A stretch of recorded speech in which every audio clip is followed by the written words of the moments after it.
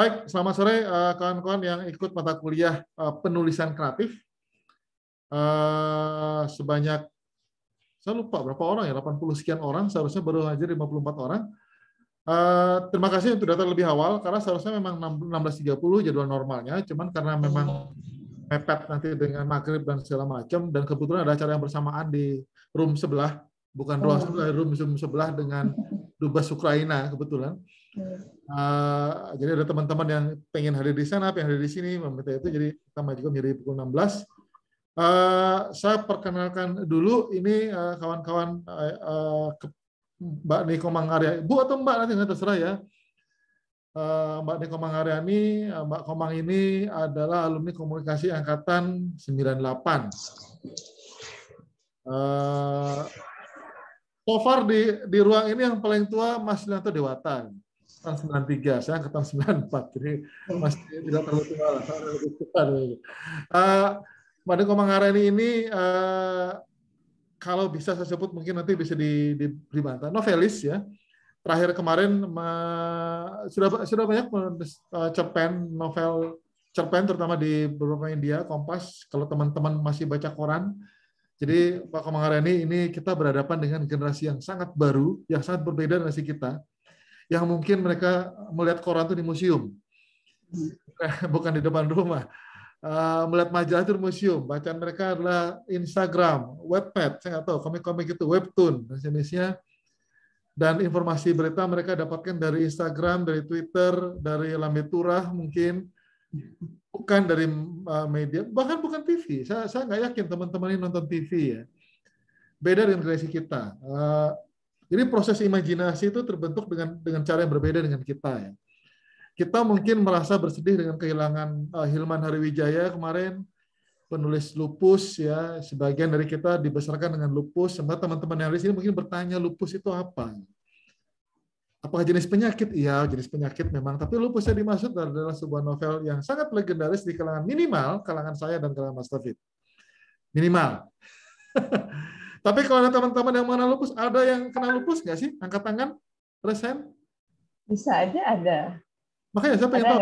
Ada. Soalnya ini Dava. Bisa lintas generasi. Coba deh, Ica sama Dava, selain kenapa kena lupus? Ica kenapa, Cak? Jadi mama itu dulu sempat kasih tahu cita-cita gitu kan tentang lupus, terus ternyata di perpustakaan sekolah waktu SD itu ada. Jadi aku sempat baca. Jadi selain lupus ada lagi suka. Gimana, Mas? Selain lupus ada novel lain lagi yang kamu suka? Saya baca cukup banyak sih kalau novel waktu kecil sebenarnya. 5 Sekawan hampir semua udah pernah baca. Oke. Welcome to our world.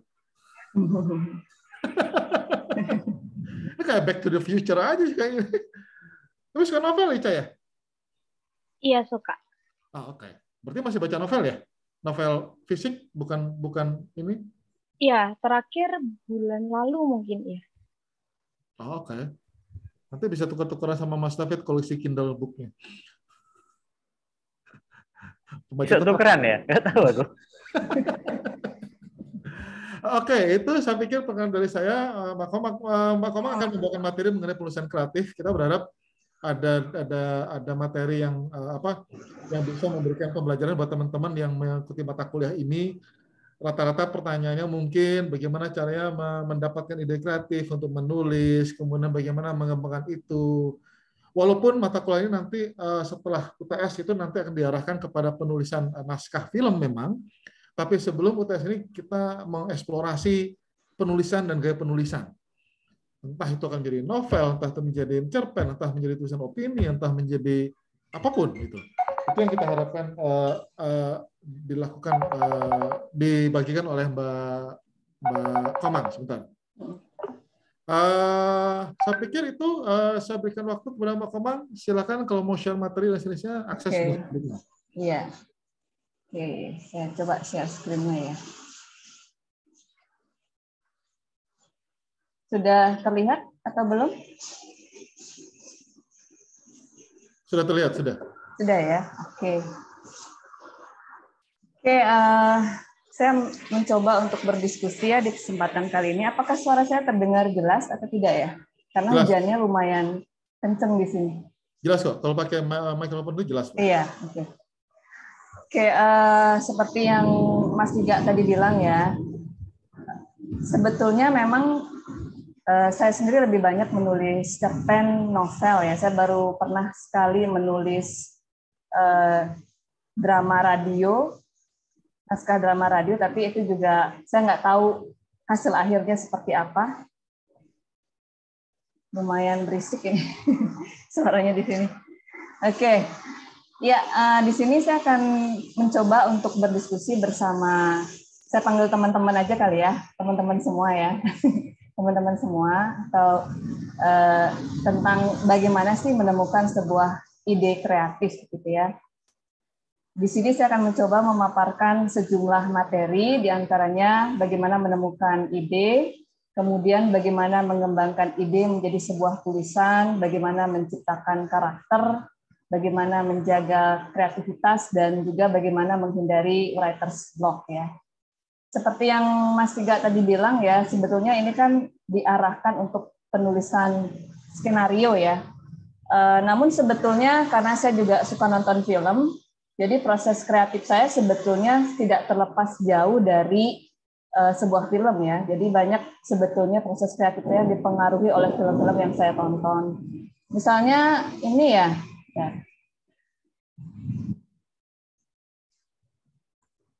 Oke. Seperti salah satu film yang dulu sering saya tonton ya, sekarang sudah nggak nonton, ini film The Flash ini. Ini men-trigger saya untuk menulis cerita pendek seperti cerita pendek ini ya, Sekuntum Bunga Marigold dari Chiang Mai yang dimuat di Kompas, dan juga novel ini merupakan bagian dari proses residensi saya di Chiang Mai, Thailand. Ini saya agak berlomba dengan hujan ini. Mungkin contohnya mungkin seperti ini ya, maksudnya bagaimana sebuah film kemudian men-trigger saya di dalam menulis ya. Nah, oke, biar lebih kelihatan. Ya. Oke. Misalnya karena The Flash itu kan mungkin banyak teman-teman yang tahu ya, merupakan sebuah film tentang time travel gitu ya. Jadi dari nonton The Flash itu kemudian mendorong saya untuk menulis sebuah metafora di sebuah novel. Misalnya seperti ini ya. Mungkin semalam aku sudah berlari ke medan waktu lalu menempatkan diriku di semua garis waktu. Masa lalu, masa kini, dan masa depan. Melipat-lipatnya untuk membuatnya menjadi satu garis waktu alternatif. Aku terlahir kembali dari garis waktu alternatif itu. Jadi apa yang saya tonton di The Flash itu ya, yang tentang time travel, tentang kembali ke masa lalu, di mana dia bisa menyebabkan flashpoint, itu sebetulnya bisa men-trigger saya untuk menulis sebuah novel atau sebuah cerita pendek. Jadi sebetulnya film dengan novel ataupun cerpen itu sebetulnya tidak beda jauh ya. Oke, berikutnya.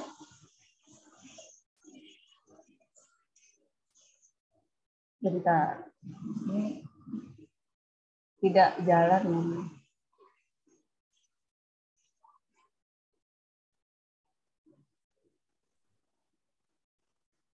Belum ini ya, belum jalan ya. Bentar. Belum, masih stuck di stuck, stuck ya. Oh ya, sebentar. Ya. Nah, oke. Ya. Oke.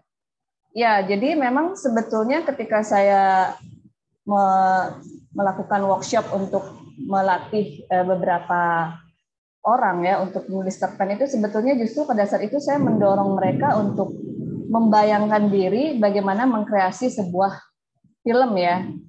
Karena memang struktur sebuah film itu tidak berbeda jauh dengan sebuah cerpen atau novel ya, karena sebuah film itu sebetulnya sama-sama merupakan sebuah medium untuk mendongeng ya, karena kita mencoba untuk bercerita kepada orang lain. Ada penonton di hadapan kita, ada pembaca di hadapan kita, dan sebuah film ataupun cerpen ataupun novel itu selalu memiliki sebuah karakter ya, pasti ada karakternya, memiliki sebuah awalan, memiliki sebuah konflik, klimaks, dan juga sebuah penyelesaian. Dan sebuah film juga memiliki narator ya. Narator itu bisa ada orang yang ngomong atau bisa jadi tokoh utamanya yang ngomong. Dari sudut pandang aku atau dari sudut pandang orang ketiga yang bisa melihat dari segala sudut ya. Dan sebuah film juga membutuhkan sebuah cara untuk memulai cerita sebagaimana halnya sebuah novel ya, karena di setiap film itu kan selalu ada opening scene-nya ya, dan cerpen novel pun seperti itu. Kalimat pertama sebuah cerpen atau halaman pertama sebuah novel menjadi sangat penting ya, karena ketika kalimat pertama atau paragraf pertamanya tidak menarik, maka editor pun menjadi tidak tertarik untuk melanjutkan membaca. Demikian juga sebuah novel. Saya pikir sama juga dengan sebuah film ya, karena dalam sebuah film itu kalau opening scene-nya saja sudah tidak menarik, kita pun tidak akan melanjutkan untuk membaca atau menonton film tersebut ya. Ini beberapa film seperti Joker ya, The Curious Case of Benjamin Button, Forrest Gump, itu sebetulnya juga film-film yang menurut saya strukturnya sangat mirip dengan sebuah cerpen gitu ya.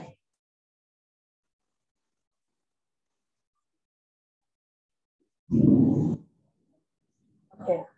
Ya, dari mana sih kita bisa mendapatkan sebuah ide ya? Sebenarnya ide memang bisa kita dapatkan dari mana saja ya.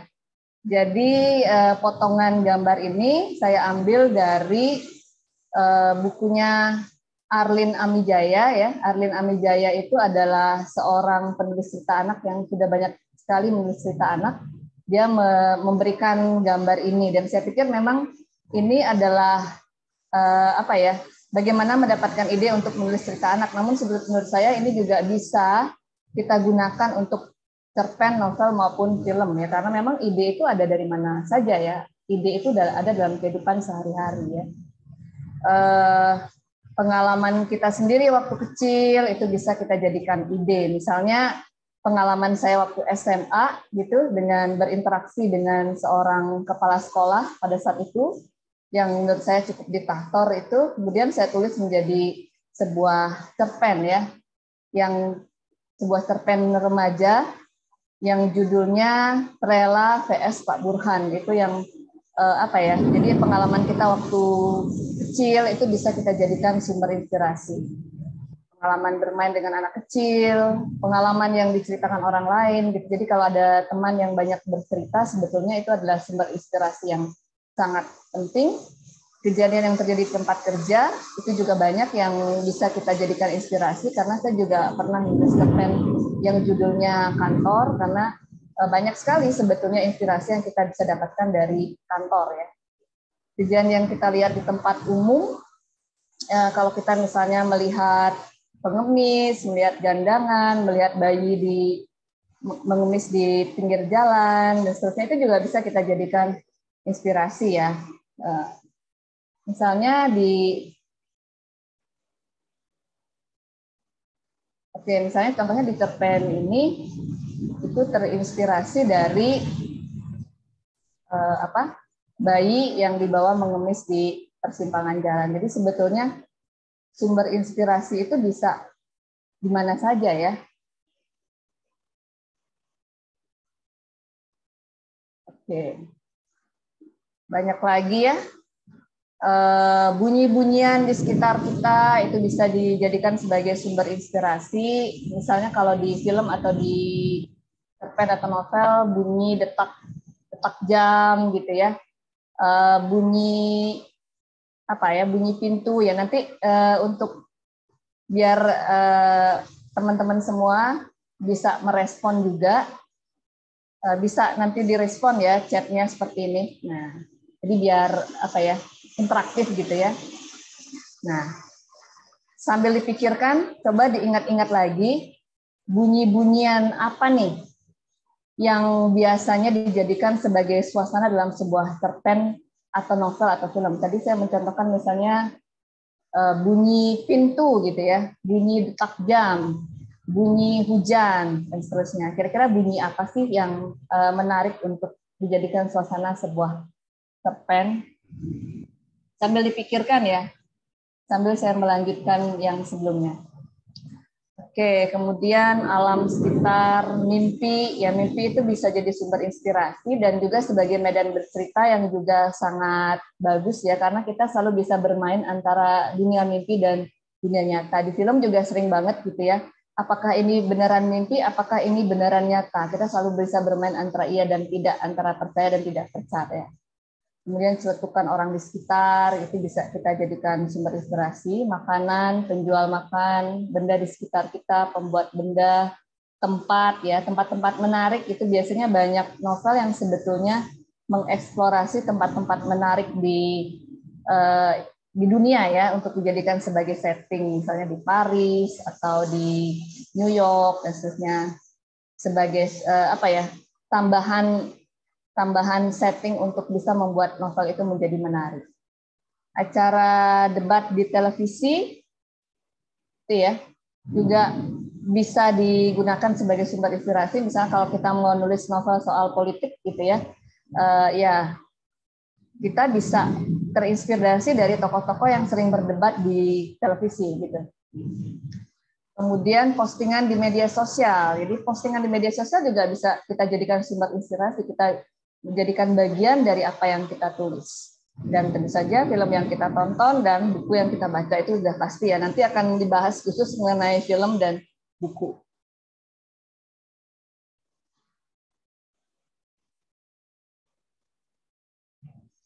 Ini kalau mau lanjut selalu.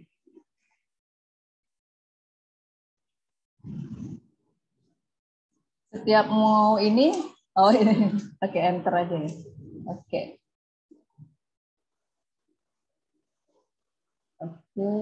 Ya. Beberapa penulis mengatakan kalau kita mau menulis sebuah cerita yang meyakinkan ya, kalau kita mungkin belum mampu untuk melakukan riset, kita bisa mulai dari apa yang dunia yang dekat dengan kita, gitu ya. Ika Natasha pernah mengatakan itu. Misalnya kalau Mirawe, misalnya dia banyak sekali menulis cerita-cerita yang setting atau tokohnya adalah seorang dokter karena dia sendiri seorang dokter. Jadi kalau teman-teman apapun pekerjaannya atau aktivitasnya bisa menggunakan setting itu ya, bisa menggunakan setting yang paling dekat dengan diri kita untuk mulai menulis agar menghasilkan sebuah tulisan yang meyakinkan. Demikian juga Ika Natasha, ini sudah ada filmnya ya. Critical Eleven juga dia banyak menggunakan karakter atau tokoh-tokoh yang merupakan seorang bankir ya, karena dia sendiri adalah seorang bankir. Oke, ini ya respon chat. Jadi di beberapa bagian dari materi ini saya akan selalu meminta teman-teman semua untuk berinteraksi dan merespon ya, biar interaktif gitu ya. Boleh kita lihat dulu chatnya ya. Oke, apa sih yang nah banyak ya. Suara apa sih yang bisa kita gunakan untuk menghidupkan suasana sebuah film atau novel atau cerpen? Oke. Rintik hujan, ini malah hujan deras banget nih. Suara hujan dan petir, angin berhembus, tetes hujan, burung berkicau, angin, burung, derap langkah ya, betul ya, derap langkah itu bisa masuk, hentakan berjalan kaki, detak jantung ya, untuk menghadirkan thriller gitu ya. Dan thriller itu nggak harus di tempat yang apa ya, di dalam perang gitu ya. Di rumah sendiri pun kita bisa menghadirkan thriller ya. Misalnya ada seseorang yang begitu bosannya ada di rumah dan dia merasa dinding-dinding di rumah dia semakin mendekat, jadi jantungnya semakin berdetak kencang, itu juga thriller juga buat dia gitu ya. Langkah kaki, denting piano, petir, ayam berkokok, pasar ya, suara-suara sungai yang deras, bunyi mesin ketik, bunyi daun-daunan yang bergesekan karena angin. Oke. Kesunyian malam, debur ombak, banyak nih. Bunyi penyiar radio, bunyi jangkrik. Ya, jangkrik itu biasanya di desa ya, kalau di kota agak susah nyarinya. Gesekan kursi gitu ya. Dering telepon, suara kendaraan. Oke. Sudah, kita lanjut. Ini setiap mau enter tuh kita lama. Ini Mac pasti ya? Bukan. Bukan Mac? Bukan. Nah, Iya. Oke, nah ini masih sama sih dengan yang tadi ya, bahwa inspirasi itu sebetulnya bisa kita dapatkan dalam kehidupan sehari-hari. Menurut Sena Gumnera, bahkan dalam kehidupan sehari pun keajaiban bukanlah sesuatu yang asing, tetapi hanya fiksi yang berpeluang menyampaikannya dengan tuntas. Jadi yang kita butuhkan untuk bisa menuliskan kejadian sehari-hari itu menjadi sebuah fiksi adalah kita mempunyai ketelitian dalam mengamati ya. Ketelitian dalam mengamati. Jadi kita harus teliti dan cermat dalam mengamati. Seperti ini ya. Ini kan sangat sehari-hari ya, pohon kelapa di kebun bibi ini awalannya adalah kesebalan ya. Kalian pernah nggak sih kesal atau nggak suka kalau disuruh cuci piring gitu ya? Nah itu karena si tokohnya ini males banget cuci piring. Jadi dia mulai ceritanya dengan males cuci piring. Di situ gimana cuci piring itu menghadirkan apa sih bau-bauan makanan basi dan seterusnya. Kemudian di sini juga ini seorang ibu rumah tangga ya. Jadi di sini dia juga berusaha merapikan benda-benda di rumah gitu ya. Tapi kok benda-benda itu seperti punya kaki ya. Setiap dirapikan dia balik lagi ke posisi yang berantakan. Jadi seolah-olah mereka bisa bergerak sendiri dan mengacaukan hidup si tokoh ini. Kemudian tiba-tiba dia merasa bahwa rumah itu semakin menyesakkan, dinding-dindingnya bergerak, kemudian menghimpit dia. Dan itu sebetulnya juga bisa dijadikan adegan sebuah film ya, gimana dia mengalami thriller di rumahnya sendiri, sesuatu yang tidak terpikirkan mungkin kalau kita tidak menggunakan kecermatan kita dalam mengamati apa yang terjadi di sekeliling kita. Oke, masih sama dengan yang tadi, teliti dalam mengamati sekitar kita, memberi sudut pandang personal dari sebuah peristiwa. Nah, di sini ini sesuatu yang sangat biasa banget ya. Ini sebuah tempat di kafe gitu ya. Tapi kita nggak bisa membayangkan mungkin di sini juga terjadi thriller gitu ya. Mungkin ada satu orang di sini yang sedang mengalami saat paling buruk dalam hidupnya ketika dia dibully misalnya ya. Bahkan mungkin dalam suasana yang sangat biasa seperti suasana di kelas ini ya, ada dosen gitu ya, ada dosen, ada mahasiswa. Dan si dosen sih merasa biasa-biasa aja, tapi si mahasiswa bisa jadi sedang mengalami saat terburuk dalam hidupnya gitu, bisa jadi seperti itu ya. Jadi di suasana yang terlihat biasa bisa jadi seseorang sedang mengalami saat-saat yang sangat mendebarkan ketika dia sedang dibully atau ya gitulah kurang lebih seperti itu. Jadi suasana yang biasa saja bisa menjadi suasana yang sangat mencekam bagi seseorang. Ya. Oke, banyak baca dan banyak baca buku ya. Kalau kita mau menulis novel atau cerpen kita harus banyak baca buku, tapi bukan banyak nonton film juga banyak banget sih peranannya ya. Banyak banget peranannya dalam kita menulis, tapi juga nggak harus nonton film aja. Banyak hal ya yang bisa mendorong kita untuk menulis ya. Melalui banyak menonton film, maka kita akan menjadi tahu bagaimana memulai sebuah film, bagaimana menghadirkan sebuah karakter, bagaimana menghadirkan konflik, bagaimana menghadirkan klimaks, kemudian bagaimana mengakhiri film tersebut. Ya, kalau baca buku sih, kalau kita mau nulis novel, kita harus banyak baca buku novel atau cerpen. Karena kita jadi tahu sih bagaimana mengawali, bagaimana melanjutkan, dan bagaimana mengakhiri. Kalau kita mau nulis cerpen untuk Kompas misalnya, ya kita harus banyak baca cerpen-cerpen Kompas, karena kita jadi tahu style Kompas itu kayak gimana, dan cerpen-cerpen apa yang dianggap layak untuk masuk Kompas ya. Nah untuk ini ya, untuk cerpen ini, laki-laki yang menyeberang dan perempuan di tepi persimpangan, sebetulnya proses kreatif saya itu banyak dipengaruhi karena kebanyakan nonton film Ada Apa Dengan Cinta ini. Jadi karena waktu itu suka banget dengan film ini, kemudian baca buku puisinya, nonton YouTube-nya, dan akhirnya melahirkan sebuah cerita seperti ini. Jadi apa yang kita suka ya, apa yang kita suka, dan apa yang membuat kita tergila-gila mungkin bisa men-trigger kita untuk menghasilkan sebuah tulisan gitu ya. Dan ya bacaan, film, dan apapun trigger dari luar dunia kerja yang kita alami itu adalah input ya. Semakin banyak input maka akan semakin banyak outputnya. Oke, ya sebetulnya saya juga ingin melihat besar sekali keterkaitan antara film dengan dunia cerpen dan novel. Nah, setelah ini mungkin teman-teman juga bisa tuliskan ya, sebutkan beberapa film yang kalian ketahui diangkat dari sebuah novel. Jadi boleh film dalam negeri, luar negeri, atau boleh juga film Korea, terserah ya, film apa aja.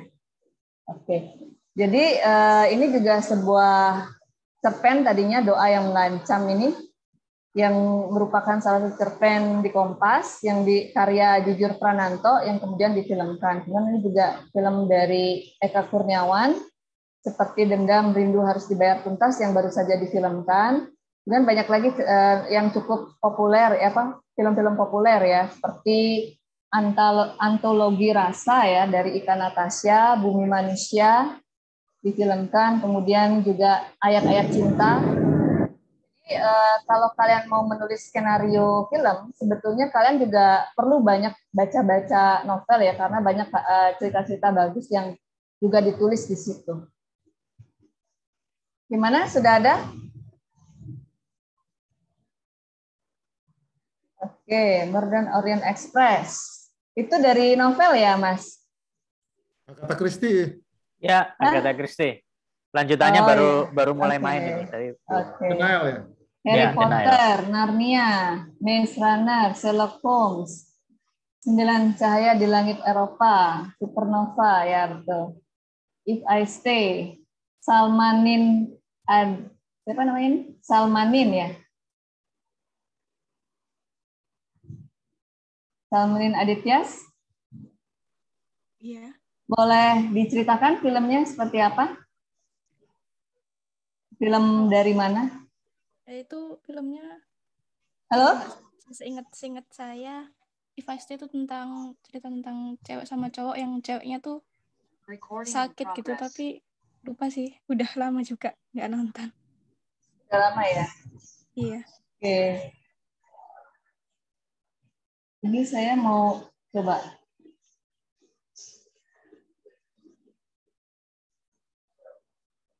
Oh gini. Soalnya nggak, suaranya di sini berisik banget. Saya gedein dulu deh. Oke. Oke.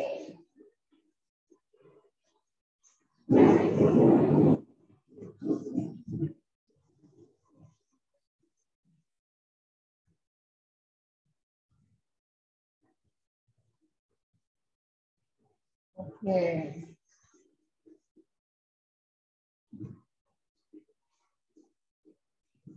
Banyak ya. Habibie Ainun, Twilight, Rainer and Park, Dilan, Perempuan Berkalung Sorban. Ya, banyak sekali. Jadi emang banyak sekali sih kaitan antara novel dengan film itu sebetulnya. Jadi sebetulnya strukturnya tuh nggak beda jauh sih sebetulnya.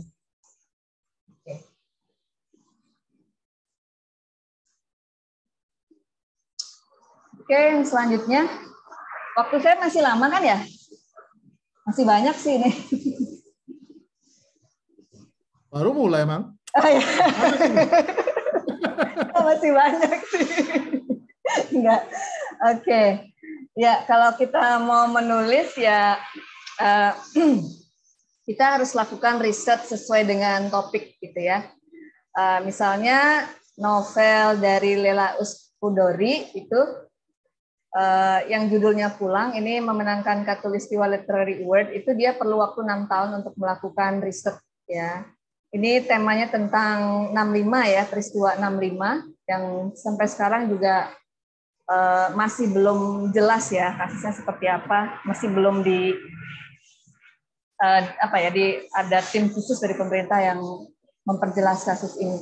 Kemudian juga Ratih Kumala dalam novelnya Gadis Kretek itu dia perlu waktu 4 tahun untuk melakukan riset ya. Ratih Kumala ini merupakan istri dari Eka Kurniawan. Ini rumahnya kebetulan dekat dengan rumah saya nih. Oke, Kemudian Dewi Lestari Aroma Karsa itu dia risetnya kuat banget ya, karena dia untuk menulis novel ini dia harus les membuat parfum, kemudian dia berkunjung langsung ke TPA Bantar Gebang, dan kemudian berkunjung langsung ke Gunung Lawu untuk melakukan riset, bahkan mewawancarai ahli anggrek, beberapa kali mewawancarai ahli anggrek untuk bisa menghidupkan cerita dia ini. Jadi risetnya memang sangat kuat sekali. Saya mungkin belum sampai ya ke tahapan itu ya, tapi saya mencoba untuk juga melakukan riset terhadap novel saya, di mana ini kebetulan waktu itu saya mendapatkan beasiswa dari Kemdikbud untuk melakukan residensi di Thailand. Jadi saya ada di sana selama 1 bulan, tapi tentu saja waktu 1 bulan itu nggak cukup ya untuk melakukan riset. Jadi masih harus ditambah setahun lagi untuk membaca berbagai referensi, kemudian nonton YouTube, kemudian ya tentunya mengumpulkan data-data yang dibutuhkan ya untuk bisa menulis novel yang saya inginkan. Tapi sebetulnya bukan hanya novel yang memerlukan riset ya, bahkan cerpen pun kita perlu melakukan riset ya. Kalau kita mau nulis sebuah cerita tentang seorang pasien COVID-19 yang dikarantina di Wisma Atlet, kita harus tetap melakukan riset apa sih rutinitas yang ada di Wisma Atlet. Apa aktivitas di pagi hari, ruangannya seperti apa, dan makanannya diantarkannya dengan cara apa gitu ya. Rutinitas itu perlu kita riset sedetail mungkin agar cerita yang kita buat menjadi meyakinkan. Atau kita mau nulis tentang tokoh yang tinggal di pemukiman kumuh gitu ya, di pinggiran Jakarta. Agar cerita kita menjadi meyakinkan, ya kita harus melakukan riset ya. Kalau perlu mungkin tinggal langsung di situ ya. Atau mungkin melalui YouTube atau melalui Google dan seterusnya ya. Atau kita mau menghidupkan cerita seorang chef atau seorang koki atau seorang pembuat roti gitu ya, kita juga harus tahu ya detail-detailnya dari sebuah cerita yang kita buat gitu ya. Misalnya kalau nggak salah Dewi Lestari pernah bikin cerita tentang pembuatan roti itu kalau nggak salah madre ya. Di situ dia juga detail banget tentang bagaimana pembuatan adonan roti dan seterusnya. Atau sesuatu yang sebetulnya biasa-biasa saja, misalnya kehidupan anak sekolah gitu ya. Untuk menghadirkan sebuah detail di situ ya kita harus tetap riset ya. Sekolahnya ada di mana, bahasa yang digunakan di situ seperti apa. Misalnya apakah dia ada di Jakarta atau di Betawi gitu ya. Atau ada di daerah Jawa misalnya. Nanti bahasa-bahasa yang digunakan juga akan kita riset ya untuk menghadirkan sebuah dunia yang meyakinkan. Jadi sangat penting kalau kita menulis sebuah cerita adalah menghadirkan sebuah dunia yang meyakinkan. Dan hal yang sama juga berlaku di sebuah film ya. Sebuah film itu dengan riset yang baik akan menghadirkan sebuah dunia yang meyakinkan. Oke. Seperti yang ini saran dari Arlin Amijaya ya, saya juga setuju dengan sarannya yang mengatakan bahwa pergi ke tempat-tempat menarik untuk memperkaya wawasan gitu ya. Oke, misalnya banyak sebetulnya novel-novel yang menggunakan setting-setting berbagai negara seperti Ilana Tan, Spring in London dan beberapa negara ya. Untuk menghidupkan cerita dan membuat cerita itu menjadi lebih menarik.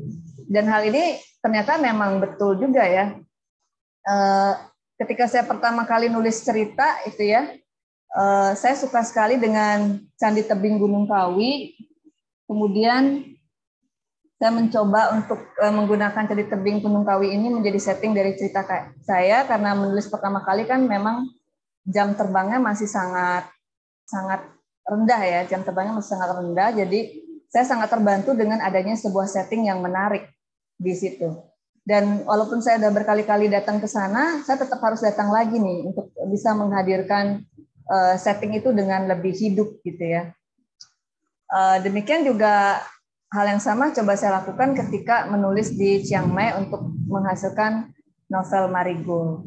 Tapi sebetulnya juga tanpa pergi ke tempat-tempat itu, kita juga sebenarnya bisa menemukan hal-hal menarik yang terjadi di sekeliling kita. Misalnya kalau kita lihat di film Ada Apa Dengan Cinta 2 itu, jalan-jalan di Jogja yang sebetulnya biasa-biasa saja bisa dibuat menjadi sangat menarik oleh Riri Risa gitu ya, dan juga beberapa tempat seperti Puntuk Setumbu itu juga menjadi tempat yang sangat populer saat ini. Jadi kita bisa pergi ke tempat-tempat menarik ya untuk menghadirkan setting yang menarik, atau kita bisa juga menemukan hal-hal menarik di sekeliling kita yang belum dilihat oleh orang lain, dan itu akan menjadi nilai tambah dari cerita yang sedang kita buat.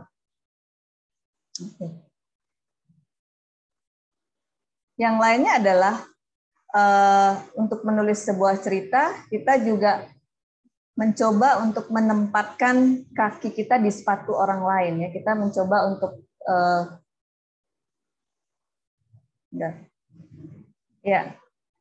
sepatu orang lain. Jadi bayangkan misalnya kalau kita melihat pengemis di perempatan jalan atau bayi yang dibawa untuk mengemis, bayangkan kalau kita menjadi bayi itu dan kita adalah tokoh bayi itu. Nah, perasaan kita akan seperti apa? Atau kita adalah asisten rumah tangga di rumah yang sering diberi lungsuran baju-baju bekas. Apakah kita betul-betul suka dengan baju-baju bekas yang dikasih? Gitu. Jadi bayangkan diri kita adalah orang lain yang bukan kita. Jadi tempatkan kakimu di sepatu orang lain agar dan menciptakan sudut pandang baru dari situ. Bisa jadi akan ketemu hal-hal yang menarik untuk kita ceritakan kalau kita menjadi tokoh yang bukan kita sendiri. Oke, yang berikutnya adalah pasti ya teman-teman semua pasti pernah merasa marah, merasa sedih dan merasa kecewa. Nah, perasaan marah, sedih dan kecewa ini adalah dorongan yang sangat penting di dalam menulis cerita gitu ya. Bahkan ketika saya diminta untuk mengisi workshop cerpen, saya akan meminta para peserta untuk merecall peristiwa yang paling sedih, yang paling mengecewakan, yang paling menguras emosi yang pernah dia rasakan untuk mulai menulis cerita. Dan itu terjadi dengan sangat cepat ya. Ketika kita merecall kejadian yang paling emosional buat kita akan dengan cepat bisa menuliskannya. Yang kemudian harus dilakukan adalah belajar bagaimana menceritakannya kepada orang lain ya, karena menulis cerpen ataupun novel kan perlu sebuah teknik untuk menceritakannya kepada orang lain. Kita kan sedang mendongeng kan kepada orang lain, jadi bukan untuk diri kita sendiri. Jadi kita harus membayangkan ada seorang pembaca, ada seseorang di hadapan kita yang sedang kita ceritakan gitu ya. Jadi emosi itu adalah sumber inspirasi yang sangat penting ya. Entahkah emosi marah, emosi sedih, emosi kecewa. Emosi juga bisa menjadi dorongan untuk melakukan kritik ya. Seperti juga film, banyak yang sebetulnya orang membuat film untuk memperbaiki dunia ini, membuat dunia ini menjadi lebih baik gitu ya. Oke, misalnya seperti ini ya. Novel Laut Bercerita itu kan menceritakan tentang peristiwa penculikan 1998 gitu ya. Di situ kan pasti ada dorongan untuk membuat dunia ini menjadi lebih baik, dorongan untuk menceritakan sesuatu yang mungkin orang belum ketahui, kemarahan kenapa kasus ini belum juga terungkap gitu ya, atau novel Pulang tentang peristiwa 65 di mana masih banyak korban yang sebetulnya belum direhabilitasi dan seterusnya, yang belum diselesaikan kasusnya sampai sekarang. Ada rasa marah, rasa sedih dan rasa kecewa di situ. Atau kita merasa mungkin ada yang merasa sebagai perempuan diperlakukan tidak adil gitu ya, ada tentang poligami dan seterusnya, kita merasa marah gitu ya, bisa sedih dan bisa kecewa, dan itu yang menjadi dorongan untuk menulis sebuah cerpen tentang gender ya, tentang relasi perempuan dan laki-laki. Jadi dorongan emosi itu menjadi sumber inspirasi yang sangat penting untuk menulis sebuah cerita gitu ya. Oke, berikutnya yang ketujuh, menjadilah berbeda. Miliki sudut pandang berbeda dari kebanyakan orang, sering mengajukan pertanyaan kritis tentang berbagai hal, membaca berbagai hal dan mengalami berbagai hal, menjadi tergila-gila pada sesuatu. Jadi ya tidak apa-apa kalau kita berbeda dengan orang lain, tidak apa-apa kita bukan merupakan bagian dari arus besar, tidak apa-apa kita mempunyai sudut pandang yang berbeda, dan kita juga harus sering mengajukan pertanyaan kritis ya. Kenapa ini seperti ini? Kenapa itu seperti itu? Dan pertanyaan-pertanyaan kritis ini adalah trigger untuk kita menulis dan juga menulis cerita film ya, seperti beberapa film belakangan ini kan, film Yuni dan seterusnya, walaupun saya belum nonton sih film yang lainnya. Itu adalah sebuah dorongan untuk mengungkap atau mendongengkan sesuatu ke orang lain gitu ya. Sebetulnya itu juga strukturnya sangat mirip dengan sebuah cerpen ya. Seperti yang saya ceritakan tadi ya, proses bagaimana mengubah sebuah film, nonton Ada Apa Dengan Cinta, baca puisi-puisinya, baca nonton YouTube-nya, seterusnya, ini menjadi sebuah tulisan.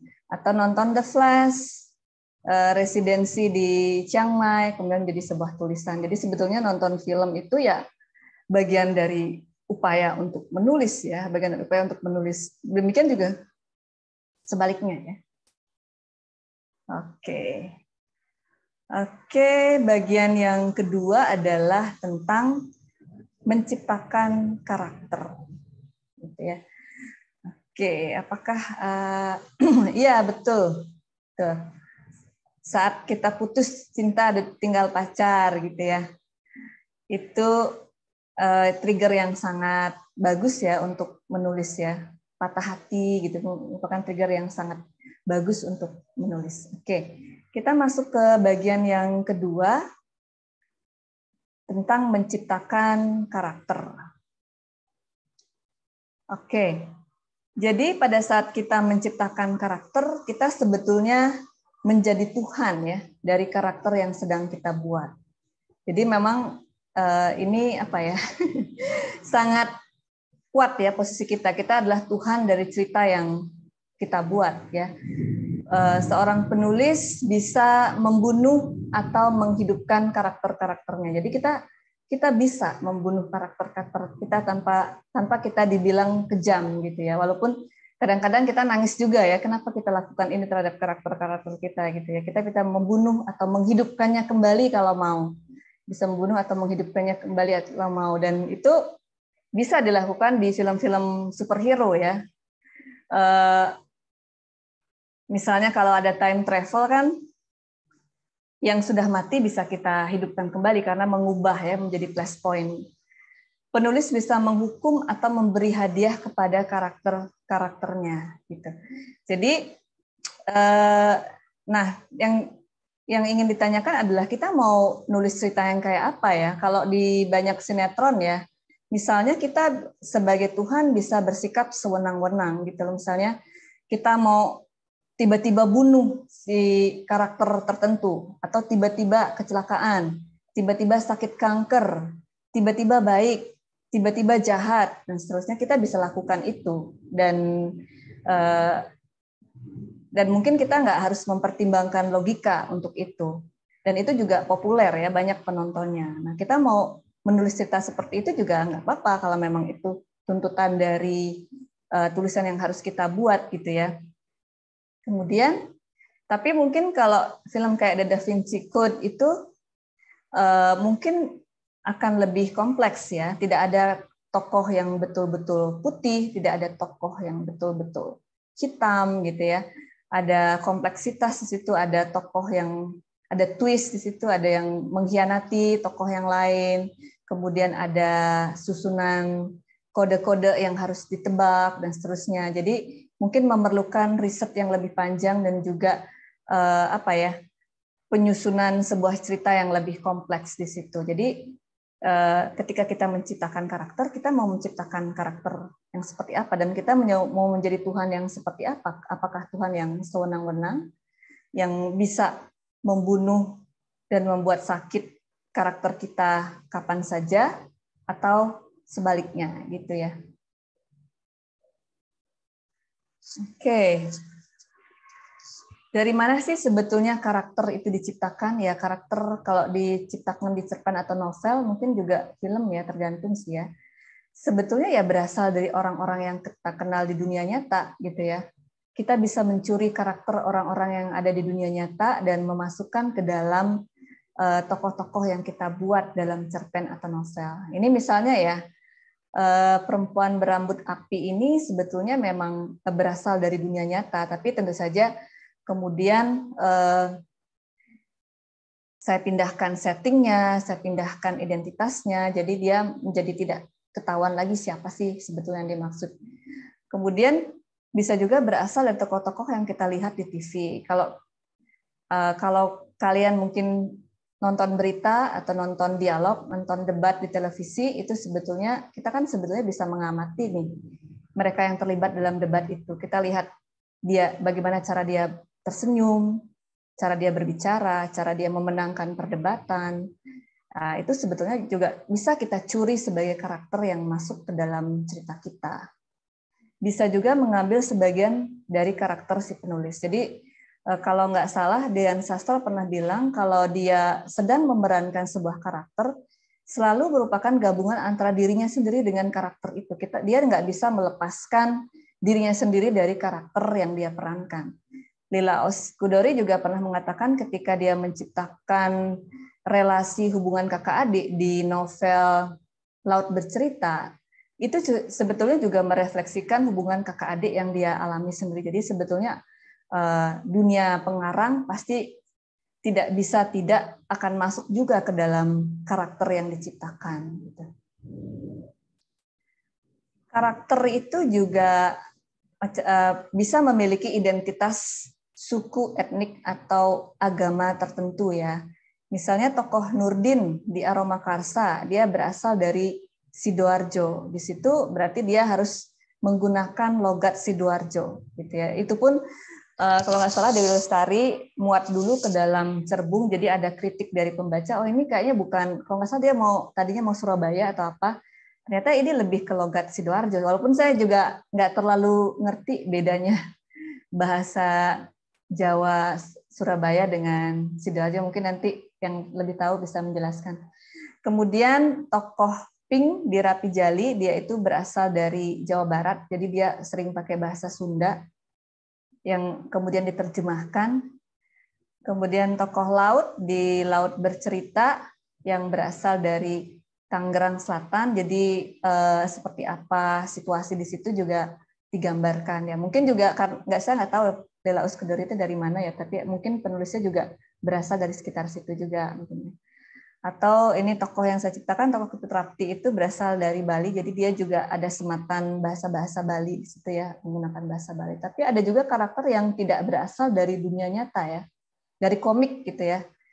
Ini yang dari komik kan banyak sekali kan, Batman, Spider-Man, ya apalagi banyak lah ya. Tapi saya juga hampir selalu nonton yang komik itu karena memang nontonnya bareng anak, jadi hampir nonton semua ya film-film dari komik Marvel dan DC ya. Oke, kemudian Harry Potter itu kan nggak berasal dari dunia nyata, walaupun bisa juga merupakan refleksi dunia nyata ya. Misalnya tokoh Harry Potter dan tokoh-tokoh yang ada di Harry Potter itu, walaupun dia tidak ada di dunia nyata, tapi bisa jadi merupakan refleksi kejadian-kejadian yang ada di dunia nyata. Oke. Karakter ya mungkin sih sebenarnya bukan sesuatu yang pasti teman-teman juga sudah tahu ya. Jenis karakter itu ada yang antagonis, ada yang protagonis, juga ada yang abu-abu. Nah, untuk Joker ini ya, Joker ini kan antagonis, tapi sebetulnya di film juga dijelaskan backstory-nya, bagaimana dia bisa menjadi antagonis, bagaimana masyarakat demikian kejam kepadanya, dan seterusnya ya. Tokoh protagonis ya, protagonis itu ini sebenarnya tipikal Hollywood banget ya. Hollywood itu suka bikin tokoh protagonis yang kutu buku gitu ya, punya kelemahan tertentu yang membuat pembaca atau penonton merasa dekat atau relate dengan karakter tersebut. Tapi di sisi lain dia adalah pahlawan di Central City, atau mungkin Spider-Man juga sebetulnya agak mirip ya. Karakternya ya, di dunia nyata dia bukan tokoh yang populer tapi dia sebetulnya superhero. kemudian ada juga tokoh yang abu-abu ya. Dia merupakan gabungan antara tokoh antagonis dengan tokoh protagonis. Contohnya misalnya di novel Aroma Karsa, di mana tokoh Suma dan tokoh Raras merupakan tokoh abu-abu. Mereka merupakan seorang pengusaha yang sangat sukses, sekaligus juga melakukan pembunuhan ya. Nah, oke. Boleh direspon lagi. Sebutkan satu karakter yang menurutmu sangat berkesan, baik di film atau di buku. Oke. Nah, mungkin biar ada interaksi, kita panggil aja ya.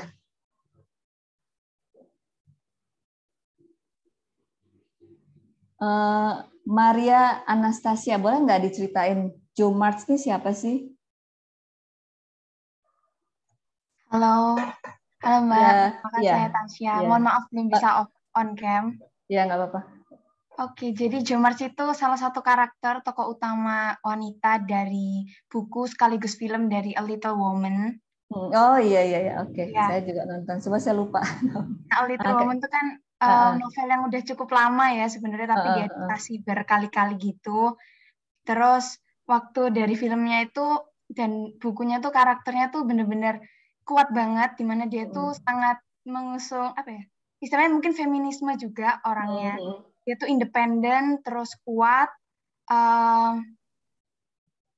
Hatinya tuh kayak baik banget gitu lah pokoknya, sama keluarga, sama siapapun tuh dia bener-bener mengasihi banget gitu. Terus dia tuh juga orangnya sederhana, nggak suka yang terlalu gimana-gimana, mewah-mewah atau apapun gitu.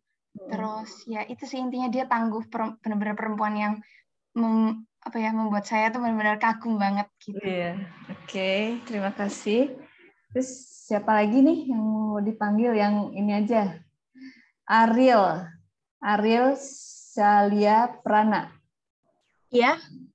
Boleh nggak diceritain Katniss Everdeen ini siapa? Katniss Everdeen adalah tokoh utama dari serial novel sama film Hunger Games. Dia untuk di buku pertama dia umur 17 tahun dan dia harus mengikuti sebuah kompetisi di mana dia harus terpaksa membunuh semua pesertanya dan menyisakan satu menang. Ya, dalam kondisi umur semuda itu dia harus menjadi seorang leader, terus wajah dari pemberontakan dan macam-macam. Jadi menurut saya dia perempuan yang tangguh, dengan usianya yang semuda itu dia harus dipaksa menjadi wajah dari rebellion gitu. Jadi menurut saya itu keren. Oke. Baik. Faiz Rabani. Michael Scofield ini siapa ya? Boleh nggak diceritain? Oh iya, jadi karakter Michael Scofield ini ada di film serial Netflix ya. Enggak Netflix juga, sebenarnya udah film lama. Dari film yang berjudul Prison Break. Ya dia salah satu tokoh utamanya, pokoknya dari judulnya aja udah ketahuan. Jadi dari otak buat keluar dari penjaranya gitu, dari dia pokoknya. Dan dia sangat jenius. Terus apapun cara yang dilakukan tuh keren banget pokoknya. Gitu Michael aja. ini yang kakaknya apa adiknya ya? Yang Michael ini? Yang adiknya. Oh iya, saya nonton awal-awalnya. Iya, oke. Fadilah Kusuma. Halo. Boleh nggak diceritain siapa nih Dongju ini?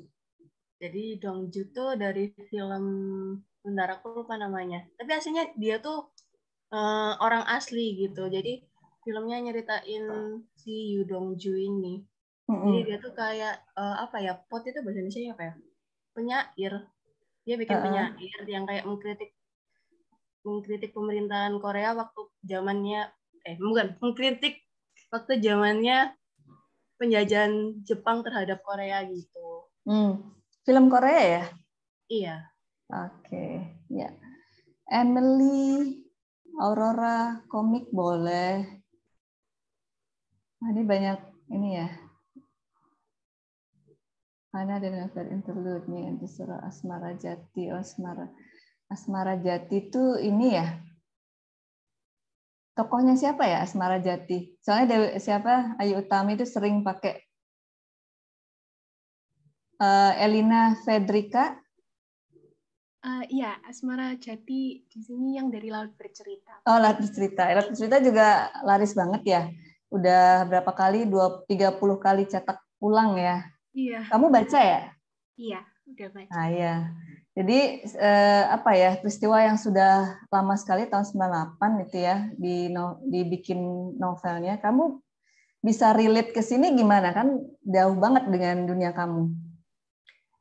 Menariknya adalah karena menurut saya ini Asmara Jati ini kan anak bungsu perempuan.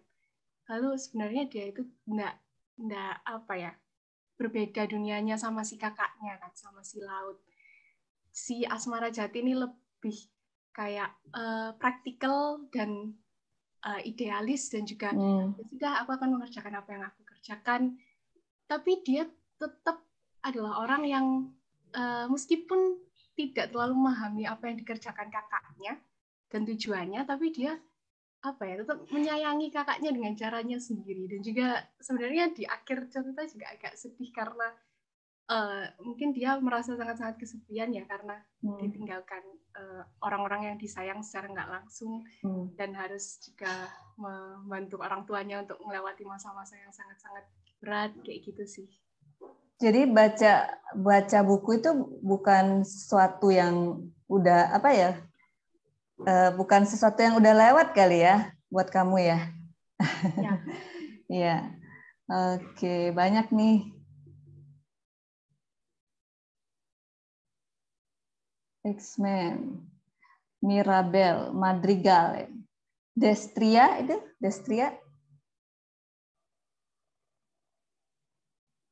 Halo.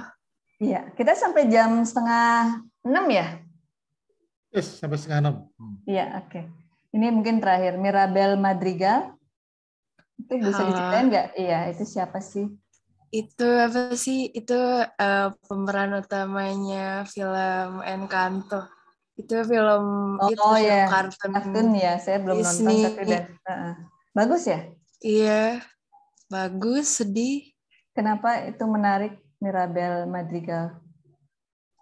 Iya, soalnya kan kayak di antara saudara-saudaranya yang lain yang punya banyak kekuatan itu tuh dia tuh cuma satu-satunya orang yang nggak punya kekuatan gitu, tapi dia tuh humble banget, dia tuh kayak nggak ngejelek-jelekin keluarganya walaupun dia beda, kayak dia kayak gitu sih, keren sih. Oke. Itu nonton di mana? Di bioskop atau di Disney? Bioskop ya? Aku waktu itu di bioskop kalau nggak salah. Oh iya, oke. Saya udah belum pernah masuk bioskop lagi nih sejak pandemi. Oke, kita lanjutkan ya. Oke, masih tentang karakter. Nah, ini sebetulnya ada waktu itu peserta workshop penulisan yang tanya ke saya, bagaimana sih kita bisa menghidupkan karakter yang sedang kita buat gitu ya? Bagaimana sih kita meniupkan ruh ke karakter yang kita buat? Itu sebetulnya memang pertanyaan yang sebetulnya saya nggak tahu juga gimana jawabannya, tapi menurut saya adalah dia menjadi nyata atau menjadi ada dan menjadi hidup adalah ketika dia semakin jelas dia itu siapa gitu ya. Jadi kita lakukan riset sedetail mungkin mengenai karakter yang sedang kita buat ya, identitasnya seperti apa, tinggalnya di mana, mungkin perawakannya seperti apa ya, wajahnya seperti apa. Mungkin perlu dibayangkan juga ya, misalnya kalau kita mau bikin karakter yang etnik Tionghoa misalnya ya, kita mau yang wajahnya kayak gimana nih gitu, cantiknya kayak gimana, atau kita mau kasih karakter perempuan Bali nih, kita mau yang wajahnya kayak gimana, kita harus bayangkan dia itu seperti apa. Kita buat dia menjadi jelas gitu ya, sejelas mungkin ya identitasnya, karena begitu dia jelas maka dia akan bisa membuat keputusan sendiri dari tindakan-tindakan sendiri dari apa yang dia lakukan. Jadi kadang-kadang dia sudah bisa membuat keputusan sendiri tanpa kita arahkan. Jadi dia udah hidup sendiri dan membuat keputusan-keputusan sendiri. Saya ini seperti ini gitu.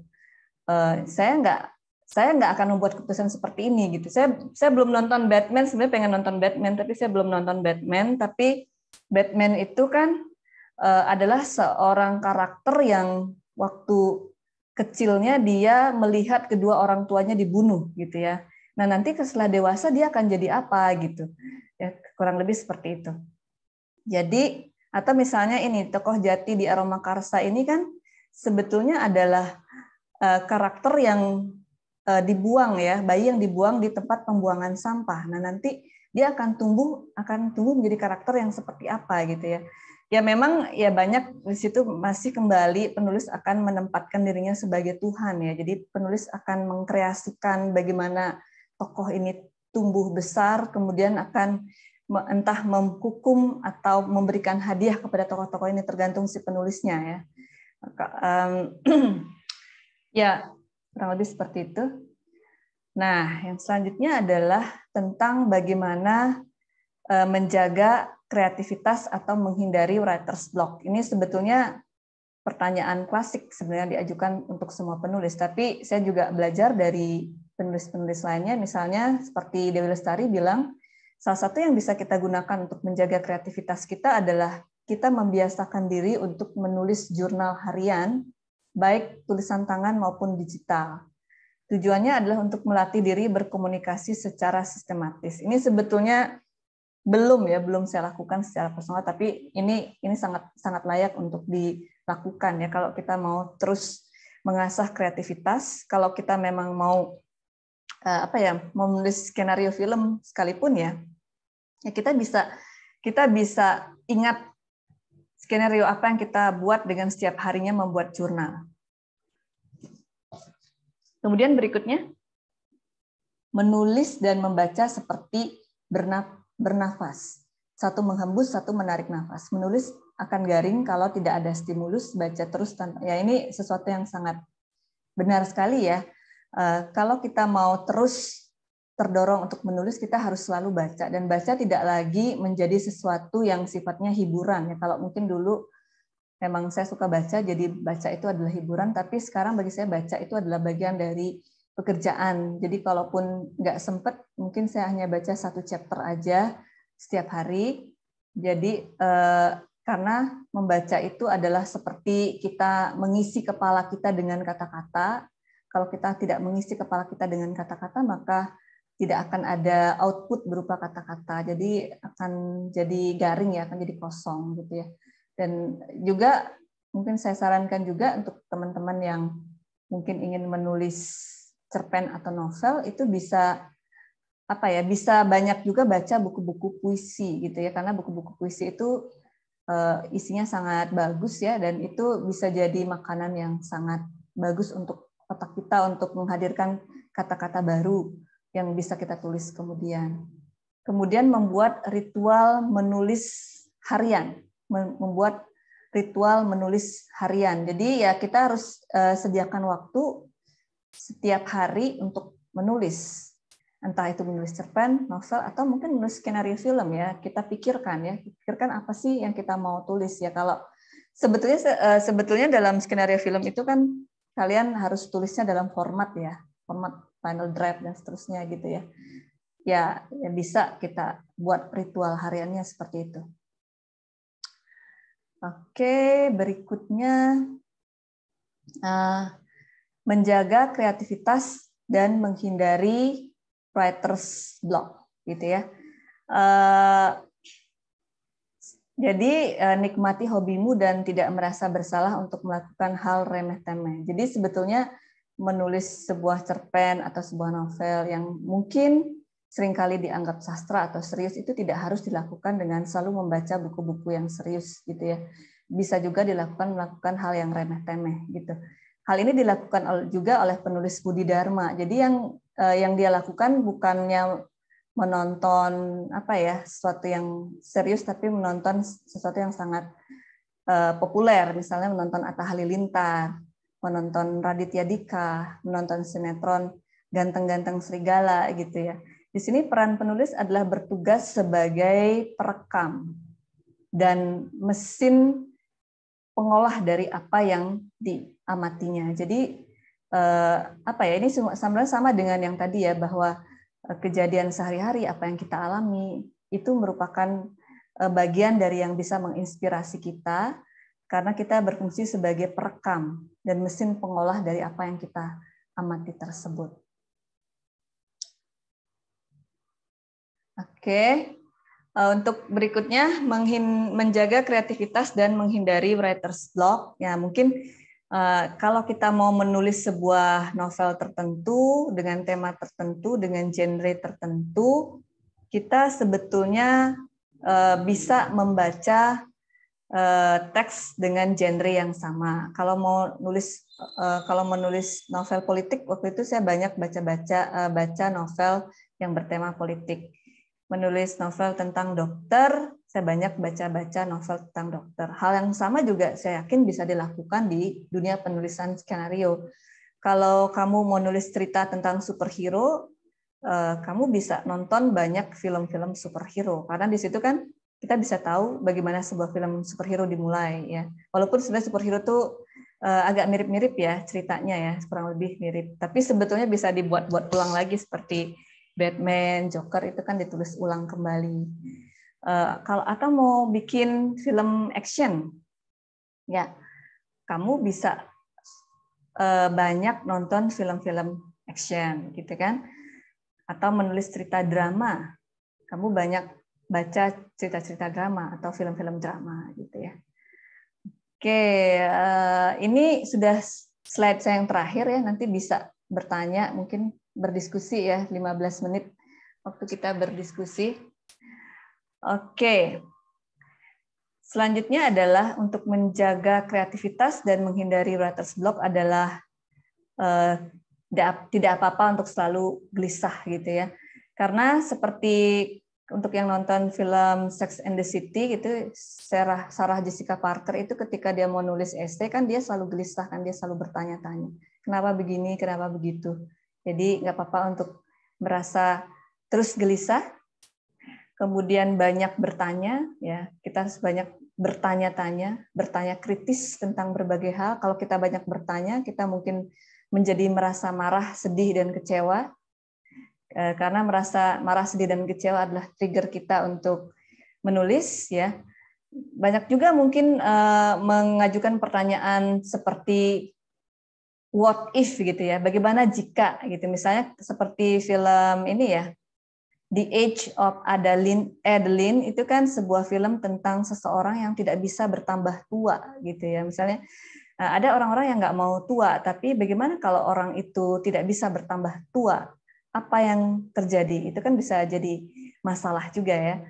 Kemudian terus merasa tergila-gila, mungkin menulis bisa membuat dunia bisa lebih baik atau tidak. Nah, untuk merasa marah, sedih, dan kecewa, kita lihat bahwa J.K. Rowling itu ya menghasilkan Harry Potter itu adalah di titik terendah dalam hidupnya ya. Dia sudah hampir bangkrut, dia mengalami peristiwa-peristiwa yang sangat berat untuk dirinya, dia pasti merasa sangat depresi, merasa sedih, kecewa, marah, dan seterusnya. Dan di saat itulah dia menghasilkan sebuah karya yang sangat luar biasa, dan itu kemudian membuat dia menjadi seorang miliuner ya. Jadi ya mungkin kalau saat ini kita ada di posisi yang sangat sedih, sangat marah, sangat kecewa, titik terendah dalam hidup kita, mungkin itu merupakan bagian dari proses kreatif kita untuk menghasilkan sebuah karya yang luar biasa.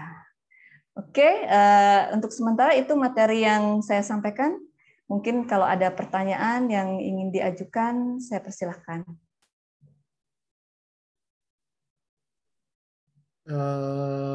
Bisa di stop dulu. Ya, ini, oh ya. Sudah ada 2 penanya dan 1 pertanyaan di chat box. Iya, sebentar. Ini kenapa jadi begini? Pak bantu ya, Pak bantu stop share screen ya. Oh, bisa emang? Ya. Bentar ya. Oh iya, oke. Ya. Kita mulai dulu dari Mahdiana. Mahdiana silakan. Baik, terima kasih Mas Iga buat kesempatannya. Terima kasih juga buat Mbak Komang buat tadi pemaparannya. Sangat insightful sekali. Saya ingin bertanya sih Mbak, tadi kan tadi tuh saya memahami kalau misalkan kita waktu menulis tuh harus ada konsistensi gitu ya. Iya. Jadi misalkan buat bikin karakter, bikin tokoh atau mungkin menghidupkan alurnya itu kita harus konsisten. Tapi Mbak mungkin ini tuh sering terjadi ya. Kalau misalkan kita lagi nulis satu buah tema gitu, katakanlah kita lagi nulis tema soal teen fiction katakanlah. Nah dari satu tema satu ide yang lain itu tuh menyulut ide yang lainnya gitu. Jadi biasanya ide pertama kita belum selesai nulis, kita udah kepikiran ide-ide baru yang mungkin lebih segar, lebih menarik minat kita. Dan ketika kita melanjutkan tema yang tadi baru kepikiran, kita tuh jadi lupa sama feel yang pertama kita tulis. Dan akhirnya malah dua-duanya nggak ada yang selesai. Nah, menurut Mbak Komang tuh gimana ya cara menghadapi itu, dan apakah kalau kita nulis tuh emang harus benar-benar fokus ke satu tulisan aja kayak gitu? Terima kasih. Iya. Panggilannya siapa ya? Diana ya? Panggilannya siapa? Biasanya dipanggil Dayan, Mbak. Dayan, jauh banget. Dayan. Ya udah, sebetulnya nggak harus ya. Kalau kita mau sedang nulis suatu tema tertentu, nggak harus di tema itu terus ya. Dan itu memang sangat wajar sekali kalau tiba-tiba ada ide lain yang tiba-tiba masuk gitu ya, jam ke dalam pikiran kita. Tapi memang Dewi Lestari sendiri ya kalau dia menulis itu dia biasanya suka pakai mind mapping gitu ya.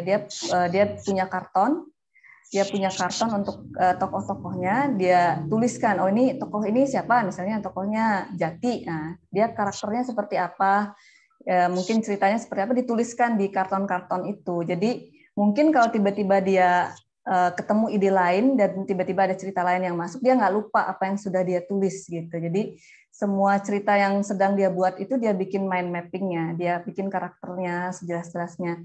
Ya mungkin emang kadang-kadang saya juga coba bikin kertas karton seperti itu, malah kertasnya kemana lagi hilang. Kadang-kadang bisa juga seperti itu gitu ya. Tapi ya biasanya saya ditulis kita mau bikin cerita yang seperti apa, ditulis aja, dibikin mind mappingnya, bisa ada yang digital juga kan. Asal jangan hilang juga yang digitalnya, jadi ya repot lagi. Dan menurut saya wajar banget ya kalau kita tiba-tiba kepikiran, dan itu selalu saya lakukan kalau nulis cerpen itu, saya nggak pernah langsung sampai selesai. Walaupun ada juga yang tiba-tiba karena mungkin ada didorong oleh sesuatu, dikejar-kejar oleh sesuatu untuk tulis gitu, bisa juga selesai dengan cepat. Tapi banyak sekali yang misalnya yang pertama cuma ketemu judulnya aja, pertama cuma ketemu kalimat pertamanya aja, oh tiba-tiba muncul, oh kayaknya begini, tulis lagi. Tiba-tiba muncul lagi ide yang lain, ya tulis lagi dengan judul yang lain. Menurut saya sih wajar-wajar banget sih seperti itu. Saya pikir juga di penulisan skenario juga, ya walaupun kalau skenario kan biasanya ada deadline ya, kita nggak bisa tiba-tiba beralih tema gitu ya. Kalau menulis skenario tertentu, oh saya mau tulis skenario yang lain aja, nggak bisa sebetulnya kalau kayak gitu. Tapi ya memang kalau udah deadline sih biasanya ya, saya percaya bahwa deadline itu bisa men-trigger kita untuk menghasilkan sesuatu yang beyond our self gitu ya. Kadang-kadang kalau di-trigger oleh sebuah deadline itu kadang-kadang tiba-tiba muncul aja idenya dan akhirnya selesai juga. Jadi nggak apa-apa juga sih kita deadline diri kita sendiri. Kalau untuk penulisan film dan sebagainya, penulisan novel itu perlu juga kita men-deadline diri kita sendiri. Biasanya kadang-kadang tiba-tiba muncul, oh gini, ya harus muncul, kalau enggak kamu nggak dibayar misalnya ya. Kalau mau bikin sinetron stripping, kalau tiba-tiba nggak selesai ya kan nggak dibayar kan, jadi ya harus muncul idenya seperti itu. Oke, tadi yang kedua siapa ya? Kayaknya hilang. Safa. Kok hilang ininya, angkat tangannya? Hampir serupa sama pertanyaan dari Dayan tadi, Mbak. Kan tadi Dayan bilang kalau nulis cerita biasanya muncul ide baru. Saya itu kan sering dulu nulis cerita, udah buat kayak mind mappingnya juga. Tapi kadang-kadang pas tengah jalan itu kepikiran buat lagi sampai setengah. Kan itu numpuk ya Mbak draftnya. Gimana sih tips buat kita itu nggak nambah-nambah draft lagi, kayak biar lebih ayo selesain ini dulu, jangan nambah-nambah terus gitu. Kalau nggak ada deadline sebenarnya nggak apa-apa sih, dibuat aja semua draftnya. Tapi mungkin sebetulnya setiap, walaupun kita buat draftnya dan tidak jadi, itu sebetulnya kita dalam proses memikirkan. Jadi memikirkan apa yang terjadi gitu. Sebetulnya kita selalu akan memikirkan itu, enggak sih, Syafa ya? Syafa kan tadi ya? Kamu dalam proses memikirkan itu enggak sih? Kalau walaupun ditinggal, kamu dalam proses memikirkan itu enggak? Jadi kamu lanjut kuliah, ngapain, tapi kamu dalam proses memikirkan itu enggak? Iya Mbak, kadang-kadang mikir gitu ya. Misal lagi kayak ngerjain sesuatu, mikir gimana ya kelanjutannya, tapi ntar muncul lagi, buat lagi yang baru lagi. Jadi yang lama itu masih langsung ketinggal gitu. Mau nulis apa nih, cerpen atau novel? Lebih itu sih Mbak, ke novel gitu. Kayaknya mungkin bisa dilanjutkan dengan riset dulu. Mungkin karakternya belum jelas kali ya. Kalau karakternya belum jelas itu suka ngeraba-raba, ini dia bakal ngapain nih. Kita suka bingung dia bakal ngapain. Tapi begitu karakternya jelas, didetailkan lagi aja dia itu siapa. Dia itu siapa, masa kecilnya kayak gimana, identitasnya seperti apa, pendidikannya seperti apa. Nanti bakalan muncul nih karakter dia gitu, akan muncul, dia akan membuat keputusan-keputusan seperti apa nih nantinya. Kemudian gimana interaksi dia dengan tokoh-tokoh yang lainnya gitu. Ya mungkin harus dibikin beberapa karakter ya. Bagaimana karakter-karakter ini saling bersinggungan, saling berinteraksi, saling bersilangan hidupnya dan saling mempengaruhi. Dia mungkin itu yang bisa menggerakkan cerita gitu. Mungkin seperti itu. Makasih Mbak. Ya. Oke, saya ada satu pertanyaan di chat box sambil menunggu. Satu pertanyaannya adalah, adakah tips dan trik menentukan nama karakter agar mudah diingat dan sekaligus memperkuat karakter tokoh kita, dari Putri? Iya. Kalau saya dulu sih, kalau saya biasanya tuh nyari nama itu sering dicari nama bayi di Google itu loh. Cari nama bayi. Tapi belakangan saya nulis nama itu berdasarkan dari orang-orang yang saya ngefans biasanya. Asal kalau dunianya antah berantah kan kita bisa lihat karakter yang seaneh-aneh mungkin gitu ya. Misalnya cerpen saya terakhir kan dunianya itu sebuah kota yang nggak jelas ada di mana gitu. Jadi namanya berasal misalnya karena saya belakangan suka nonton badminton. Jadi namanya bisa berasal dari nama-nama pemain badminton gitu. Nah, tapi kalau untuk karakter ya biasanya disesuaikan dengan kita mau karakternya apa. Kalau saya mau karakternya Jawa gitu ya, saya biasanya cari nama-nama Jawa di nama-nama bayi Jawa gitu. Kata kayak gitu. Jadi cari tahu dulu artinya. Kemudian kita search-nya juga sih, kita mau karakternya akan namanya seperti apa gitu.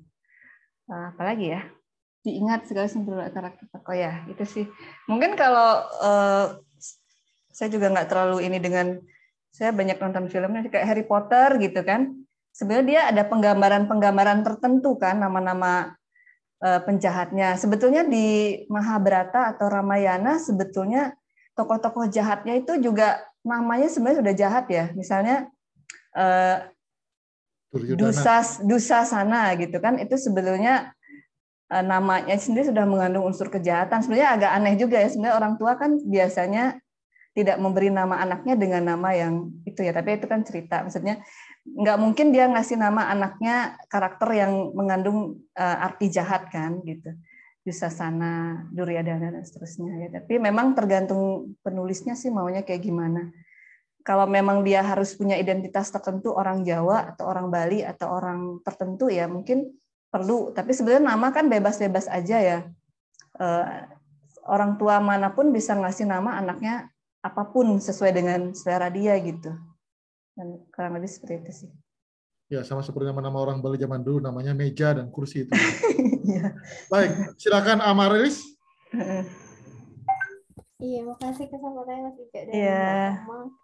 Mau nanya tentang gaya penulisan sih Mbak sebenarnya. Soalnya sebenarnya tuh ngerasa kalau nulis kayak nggak bisa konsisten gitu. Misalkan lagi ngerjain sebuah cerpen gitu ya contohnya. Terus saya baca-baca referensi dari cerpen lain atau cerita lain. Terus pas saya mau balik nulis cerita saya sendiri tuh jadi kepengaruh gitu. Jadi jadi beda gitu gaya penulisannya. Jadi suka kadang nggak konsisten gitu Mbak. Iya. Nulis cerpennya untuk tujuannya kemana nih dulu? Tujuannya kemana gitu? Ke koran atau ke mana? Selama ini masih buat disimpan sendiri sih Mbak. Biasanya tuh ada gaya tersendiri ya. Walaupun sekarang udah makin dikit sih sebetulnya ya. Misalnya kayak Femina sama Kompas tuh kan beda banget ya. Femina kan ditujukan untuk para pembaca perempuan. Walaupun sebetulnya yang dimuat di Femina bisa juga dimuat di Kompas, karena kalau dia umum kan dua-duanya bisa. Ya sebetulnya gaya penulisan itu memang tergantung mediumnya, kalau mau cerita remaja atau cerita dewasa ya. Saya juga sebetulnya dulu pertama kali menulis cerita remaja itu susah banget, karena memang nggak gaya saya menulis cerita remaja, tapi bisa gitu. Bisa juga bikin cerita remaja, kayak yang saya bilang tadi. Trela vs Pak Burhan itu kan cerita SMA ya, cerita tentang seorang anak remaja yang harus berhadapan dengan kepala sekolahnya yang diktator kayak gitu.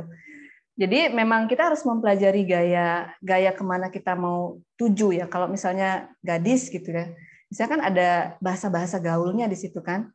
Kalau Kompas misalnya bahasanya lebih formal. Kalau Femina misalnya, Femina juga formal sih, cenderung formal dan cenderung tokohnya perempuan. Memang harus dipelajari.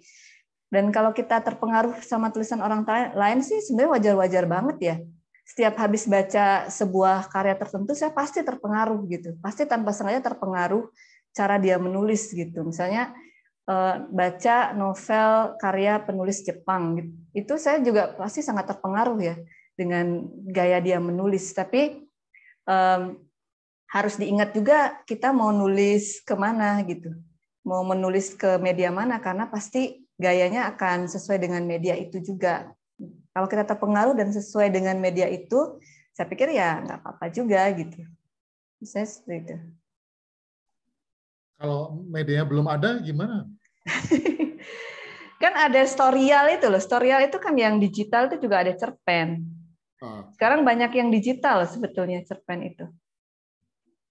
Jadi lihat juga sih, kayaknya kalau di Storyal tuh bebas-bebas aja sih, kayaknya mau gayanya kayak gimana, coba aja di-upload. Kan di sana sebetulnya nggak ada kurasi sebetulnya ya, paling lebih ke sebanyak mungkin pembaca aja. Kalau nggak salah ya, saya juga belum berhasil upload di situ, kecuali yang cerita premium. Kalau cerita premium kita kirim ke editor dulu, nanti cerita itu akan dibayar gitu, akan dibayar oleh Storyal kalau dianggap layak gitu, kalau yang itu. Oke, Amalis, sudah? Kalau tidak ada, silakan Bunga, Ica. Iya, terima kasih kesempatannya. Jadi saya dulu tuh suka nulis gitu kan. Terus saya tuh tidak bisa mengembangkan cerita tuh jadi panjang. Jadi selalu mentok. Kalau kita nulis kan kadang-kadang berasa tempatnya mengalir sendiri gitu kan ceritanya. Tapi ketika saya berusaha mengembangkan cerita tuh jadi lebih panjang, itu kayak mentok gitu. Jadi sudah menemukan ending di tengah-tengah gitu. Jadi saya nggak bisa mungkin melampaui 2.000-3.000 kata itu udah agak sulit gitu loh. Itu kira-kira ada nggak caranya untuk mengembangkan cerita supaya bisa lebih panjang dan ongoing gitu ceritanya? Ini yang Arisa yang udah nulis itu bukan sih? Bukan? Bukan. Saya dulu cuman di Wattpad aja sih, nggak besar gimana-gimana. Iya, oke. Menjadi lebih panjang. Iya, emang sebetulnya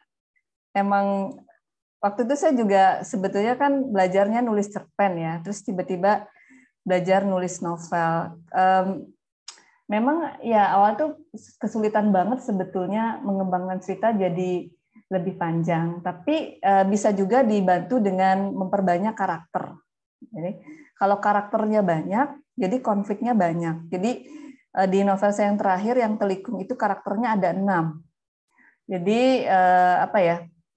tapi dia saling berinteraksi gitu ya, saling beririsan. Misalnya satunya anggota DPR, kemudian satunya istrinya, terus istrinya bersahabat dengan temennya yang orang biasa. Nah, di situ kan ada gap sosial ya, status sosial di situ. Dia itu sahabatnya sebetulnya dari kecil, sama-sama di kampung bareng, tapi temannya jadi istri anggota DPR. Hidupnya kan udah beda kan, ada gap di situ, ada perbedaan status sosial di situ kan. Jadi ya ada konflik, mulai ada konflik di situ. Kemudian ada tokoh lain, tokoh lain itu anggota DPR juga, istrinya seperti apa gitu. Jadi istrinya beda. Jadi dengan memperbanyak karakter akan muncul konflik-konflik baru gitu kan di karakter-karakter tersebut. Dan yang kedua bisa dengan memperjelas karakternya seperti apa. Kalau dia jelas karakternya, kemudian jelas aktivitasnya, kan kita bisa ceritakan kan aktivitasnya dia ngapain aja gitu.